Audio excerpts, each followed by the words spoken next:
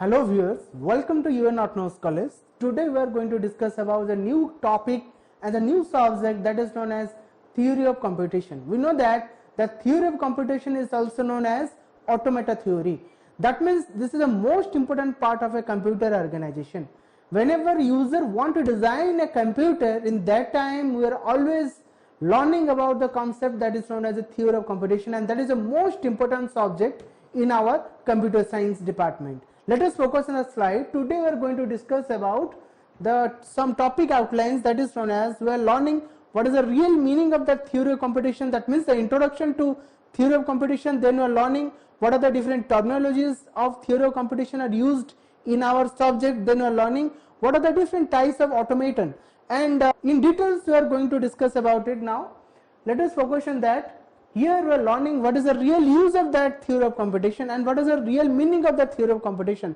Somehow the theory of computation is also known as automata theory, which is the theoretical branch of computer science, and as well as you can say that is known as mathematics department, which mainly deals with the logic of computation with respect to simple machines referred to as automata. That means we know that whenever user want to design a computer organization as well as a mathematical aspect in that computer science, we are always learning that is known as a theory of computation. That means if a user want to make a system should be automated, means it can be performed, it can be run according to the user wish. Without the presence of user, it can behave automatically. In that moment we are going to learning what is the real part of that is known as a theory of computation. Somehow it is also known as automata theory, and that automata theory is somehow related to some mathematics as well as computer science. Both mathematics and computer science can be combined together, and it can behaving as a theory of computation. And this theory of computation gives an idea about how to perform or how to design a system. It can behave or it can run automatically without presence of a human being. That means there is no any persons, there is no any human being can be present in that moment to operate a system. That means a system can executed automatically according to the system programmed, which is designed in the base of theory of computation. Let us focus on the slide. Here in that slide also written that here automata enables the scientist to understand how machines compute the functions and solve problems. We know that whenever user or any type of scientist can design some technology, and that technology should be behave automated, there is no need to presence of any person, anyone to operate a system manually. It can behave automatically, and that's why it is named as automata theory. That means if a user want to make a system should be automated, in that moment we are learning that is known as a theory of computation. In that theory of computation, we can successfully construct more than one systems which are successfully implemented in our daily basis. Let us focus on slide. Here also we have another point that is known as the main motivation behind developing automata theory was to develop methods to describe and analyze the dynamic behavior of discrete systems. That means we know that whenever user want to design a dynamic behavior system, and the dynamic behavior should not be a similar, means it is not a process of homogeneous, it is a heterogeneous, means discontinuous process. In that discontinuous process we can construct more than one things which are very suitable way to design in our department, computer science department as well as mathematics department. And by using that theory of computation, we can dynamic objects or dynamic aspect of gadgets can be constructed very vastly. Now we can focus on the slide. Here also we have another point, like automata is originated from the word automaton, which is closely related to automation. This point already discussed in a previous point. Here the automata gives an idea how to design a system, and that system should be behaved as automated activity according to the need of a system, and due to that activation process or that designing process helps to construct a system should be in an automation way. That's why it is named as automation or automaton.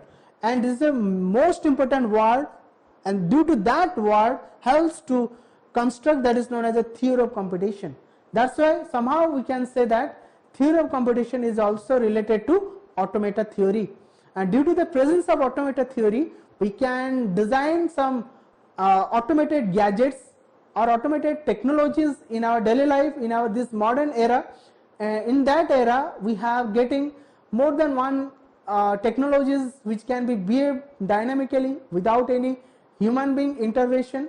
Due to that presence of this technology we are learning lot of things in this video, and now we can learning next slide, that is known as what are the different terminology of theory of computation related. That means in this slide we are learning what are the different related terminologies are used to design this automation theory. Well, already we were discussed in the previous topics, whatever we can say. If a user want to learning any type of programming language, in that moment users should know what are the different types of keywords we have, constants, data types, and also some syntax of variables and also operators, and these are some terms which are be discussed in our previous topic. Similarly, without these terms we never design a program in C, C++, Java, any type of programming language we have, and that programming language always need to design any type of concept which are related to this terminology. Similarly, in our theory of computation can be designed, can be learned, can be effectively perform their tasks with the help of some related terminologies or related synonyms. With the help of the synonyms or terminologies we can design a part of the theory of computation. Here we have a symbol, and that symbol is the smallest building block, and that block which can be any alphabet, letter, or any picture. That means if a user want to design some symbol, we know that if a system want to perform their tasks, every system should need an input from user side. If a user should give any input, according to their input it can behave some action. Similarly, in that theory of computation also we have some symbol, and that symbol is the smallest building block. In that block we have lots of alphabets, letters, and any pictures. According to these symbols we are doing our computations in our computer system. With that may be your A, B, C, or 0, 1, or any image in our technology we have, and that terminologies means symbols can be used in our computation technique. Whenever user can give A, that may be small, that may be capital, or any digit 0, 1, etc., or any image, according to that input section or that symbol it can enter into the system. Due to that symbol system should behave some actions according to the fitted or recorded theme of these symbols. It may be shifted to new state, it may be shifted to itself. It is depends on that input section. Now we can focus on the slide. The next terminology, that is known as alphabets. Here the alphabets are set of symbols which are always finite, and due to that finiteness we are taking as the input. In that input we have some technique, and that technique should be related to some configuration. So that in this slide already we have discussed what are the different symbols are related to part. Similarly, here we have another terminology that is known as alphabet. In this alphabet is designated as a summation sign. In that summation sign is the alphabet case we are using, and here the alphabets are set of symbols which are always finite in nature. That means in the help of these symbols that is known as the summation symbols, and that may be your alphabet, that may be some binary digit 0, 1 we can say, otherwise 0, 1 to 9, it is also another input section, and another we have character that may be A, B, C, that may be represented as lowercase. Otherwise we have another input symbol that is known as capital A to Z, it is also another symbol type.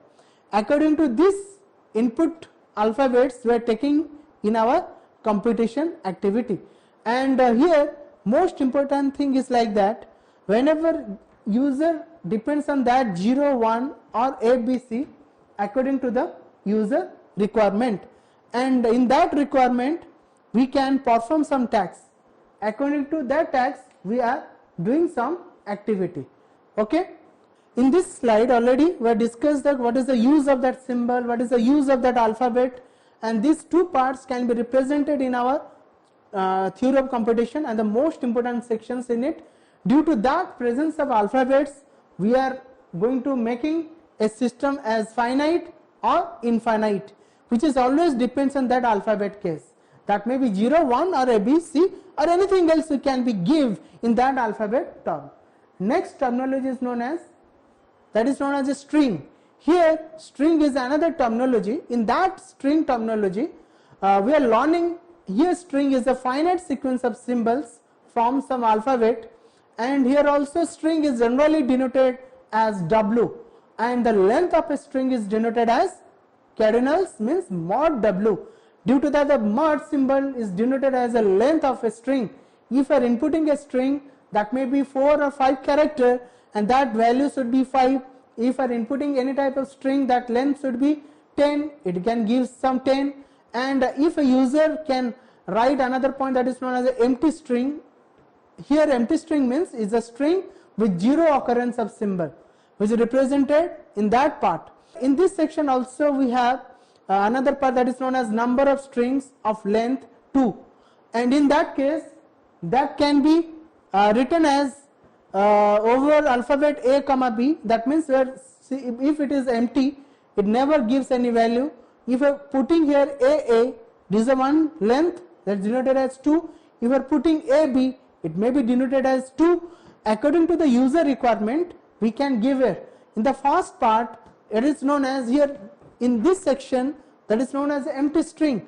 The next part we have some alphabet AA, AB, BA, BB, anything. We can make a combination that may be 2 digit, means 2 word combination or 2 letter combination or more than 1 letter combination. But in this case we have only 2 alphabet A comma B. We are not taking 0 or 1. That's why we never take it. In that part, in the length of W, we are putting here 2. That means the length should be written as 2. Here also we have some alphabet A, B, C, and if a user want to use another alphabet C, in that time we are getting the length 3 and the number of strings we have in this part, and due to that activity we are designing our programming part. In that conclusion, we have done that for alphabet AB with length n, the number of strings can be generated, that is written as 2 to the power n. If you have 2 digit, means 2 alphabet A, B, that means we can generate 2 to the power 2 means 4 strings. We can create within 4 length strings, means 4 number of strings we can generate very easily. If we have 2 length of string, if we have 4 length of string, means 2 to the power means 4, that means 2 into 2 8, or we can say 4 into 2 8 means 16. We can create 16 number of strings length. In this we are designing that string part, and that may be represented in the form of length that is known as a cardinal. If we are using that is cardinal W, in this symbol we are generally retrieving the length of a string. And next we are learning what is the different part that is known as language. In this language, it's the most important terminology in theory of computation. Here the language means a language is a set of strings chosen from, that is known as summation star. That means this summation star means it allows to combine more than one alphabets, include empty string.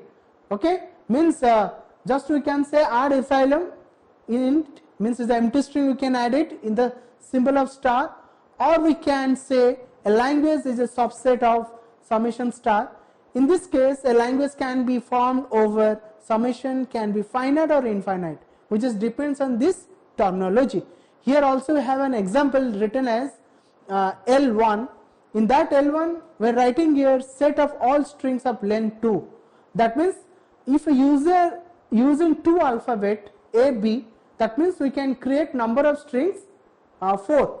We are easily create number of strings 4. In this case, we can create AA is a one string, AB another string, BA third number string, BB fourth number string.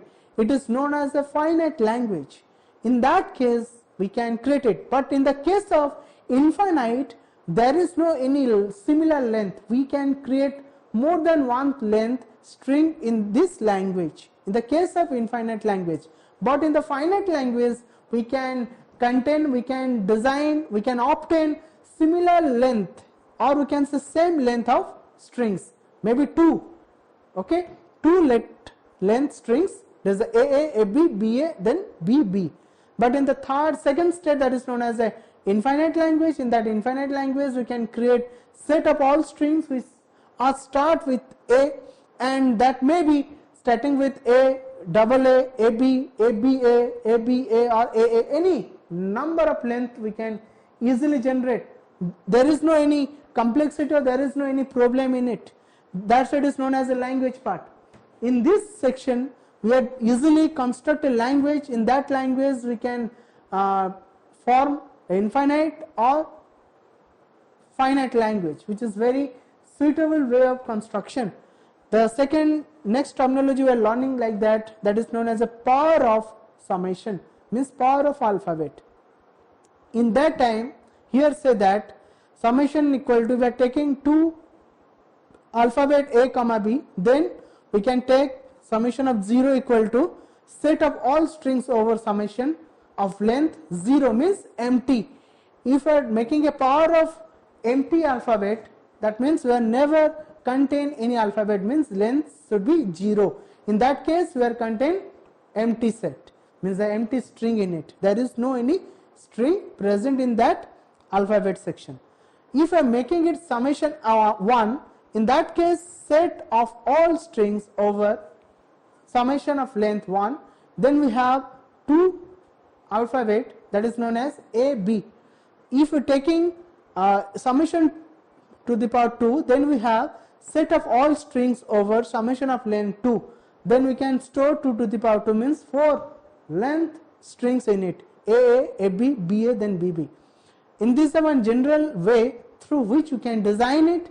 If a user make it power 3, then we can create 8 number of strings. According to the number of alphabet, we can design, construct more than one strings in it, and that is a real advantage of power symbol in our alphabet case, or in which is used in our alphabet or used in our summation part, which is related to our alphabet. Next, we are learning what is the real use of that cardinality, and we know that in a previous terminology we have number of elements in a set. Whenever user can store number of elements in it, in that time we can design more than one strings. Due to that presence of strings, we can easily construct lots of state of languages that may be finite, that may be infinite. But here we are taking that is known as a universal set, written as summation star, which is a universal set. In this set, we may contain empty string or some infinite type of strings. That may be, if you have alphabet AB, in that time we can store A, or we can taking AA, then we are taking ABA, then BBA, anything. There is no any fixed length in nature in the case of infinite language. But in the finite language, if we have the two alphabet, we can generate a string which is length should be 2. That is the part of that terminology of theory of computation. In this slide, we have the cardinality. Let us focus on it.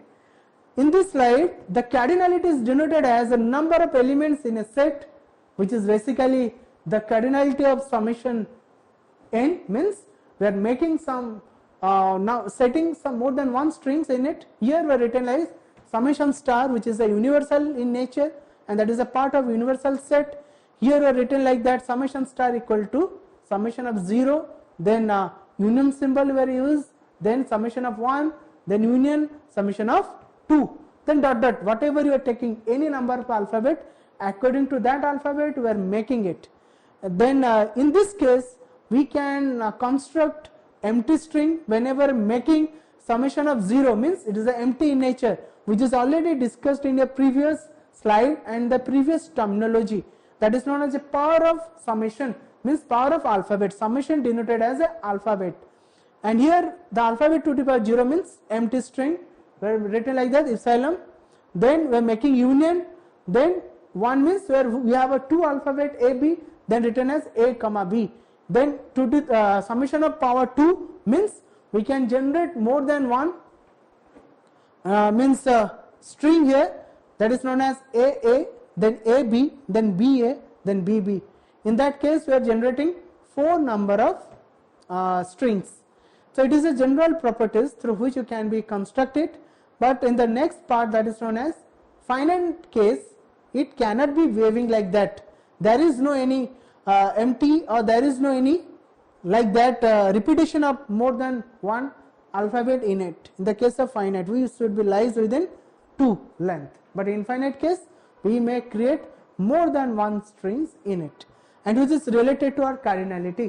But here these are the some cardinalities were already discussed in it, which is special helps us to construct a computation part, and due to that terminology we can easily design some automation theorem or automation theory part, and which are learning in the next slide, that is known as what are the different types of automation we have in our theory of computation. The next slide we are putting here what are the different types of automation. The first automation known as a finite state automation, means that is known as a machine. Next, push down automata, then linear bounded automata, then learning the Turing machine. First of all, learning what is the meaning of finite state machine. Here the finite state automata are used to recognize patterns, and here which takes a string of symbol as input and changes its state accordingly. When the desired symbol is found, in that time it is a transaction occurs, means we can say that is known as a transition occurs. In the case of finite automata, helps whenever it can take some input, according to that input it can change some state. In that time, that is known as a transition. In that transition we are getting a new state in it. Next, we are learning at the time of transition, the automata can either move to the next state or stay in the same state. It is the real role of the transition state. In that transition we are getting a new state, or we may staying in that same state. There is no change in it. It is known as a transition. And another point known as the finite automata have 2 states, accept state or reject state. That means when the input string is processed successfully and the automata reached its final state, then it will accept.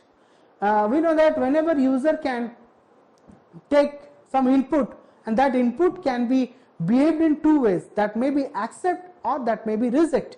Whenever it can accept that input symbol, it can create a new state, otherwise it can present in the same state. That is depends on the system program, or we can say the theorem of that computation. Okay, the next part we are learning, that is known as push down automata. One thing I want to say is that in the previous section, that is known as a finite state automata, which can be largely discussed in your next video, but here we are only getting some fundamental idea about what are the different types of automatons we have in our system. What is the real meaning of that push down automata? Here push down automata means the PDA, and that push down automata is a way to implement a CFG, and we are learning briefly about CFG, means context free grammar. And in the same way we design DFA, means that is known as determined finite state automata for a regular grammar. Then a DFA can remember a finite amount of information, but a PDA can remember an infinite amount of information. That is, that depends on the system configuration, and this is a new technology that is known as a push down automata that helps us to design some automated theorem part. That may be some automated technology that nowadays some technology we have that is known as a bot and NLP. In this time we are designing this theorem or technologies in the base of that PDA, and that PDA helps to construct lots of technologies, and that technology is somehow related to our computer computation part. Next we are learning that is known as Turing machine. What is the real use of that Turing machine? Really, the Turing machine is also most important part in our computation. And that Turing machine was generally invented in 1936 by Alan Turing. According to the name of that Alan Turing, it is named as a Turing machine, and it is an accepting device which accepts recursive numerable language generated by the type 0 grammar. But these sections we are learning briefly in our next part. And what is the real use of 0 grammar, 1 grammar, second grammar, and what are the real meaning of regular language, and what are the real meaning of context-free grammar, and these are some real terms which are used in our programming part. According to that term, we have designed more than one things in it. Okay. The next we are learning what is the real use of that linear bounded automaton, and how it will be used in our programming part and in our competition part, and this is the most important section in it. And here that automaton is always behave as a automatic part of our system, and here a linear bounded automaton is a multi-track or non-deterministic Turing machine with a tape of some bounded finite length. That means we can make a length, that length should be finite. According to that length we are getting some, or we can say we are tracking some non-deterministic part of a Turing machine. In that way we can retrieving some length of a system, or we can say some language that is represented as length equal to function of length of initial input string or constant c. According to that function we can just predict the length of a language. Due to this term we are constructing our programming part, but in that computation also we are making a system so reliable and so flexible, as well as you can say is a robust in nature. And generally in the first part, that is known as the finite state machine, or you can say finite automata, it can be behave more than one parts, and which is discussed in the next slide. And or we can say that is known as a push down automata, Turing machine, linear bounded. These are some types that is known as the automata families type, and these are already vastly used in our current technologies. According to that technologies or that computation techniques helps to design some new modern gadgets in our modern era. Okay, fine. Thank you. Have a good day.